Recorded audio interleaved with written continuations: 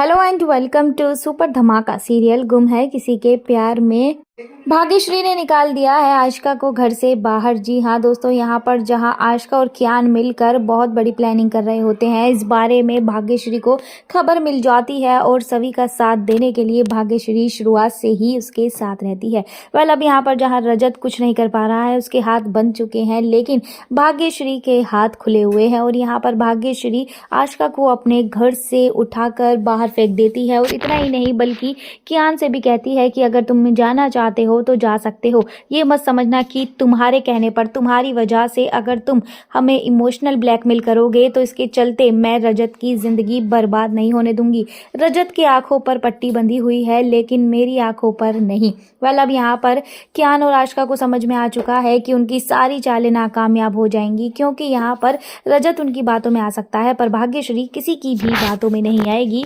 भाग्यश्री अपने दिमाग से चल रही है। अब यहाँ पर सभी को तो कुछ समझ नहीं आ रहा है कि वो करे तो क्या करे, क्योंकि रजत एक बार फिर से सभी का दिल दुखाए जा रहा है। लेकिन ये बात भाग्यश्री को पसंद नहीं आ रही है और उसने सोच लिया है कि वो सभी के लिए आवाज़ उठाएगी। अगर सभी अपने लिए कदम नहीं उठा पा रही है तो कोई बात नहीं, लेकिन उसका परिवार उसके साथ है, वो उसके साथ एक बार फिर से कोई भी नाइंसाफ़ी नहीं होने देगी। अगर यहाँ पर रजत को ऐसा लग रहा है कि कियान की आड़ में वो सभी का दिल दुखा सकता है तो ये बिल्कुल सरासर गलत है। अब यहाँ पर आशिका के सारे प्लान फेल हो जाएंगे, जिसके चलते अब आशिका को अपनी गलती का एहसास हो जाएगा और वो कियान से कहने वाली है कि हमें कोई हक नहीं है कि हम किसी की हंसती खेलती दुनिया में आग लगाएं।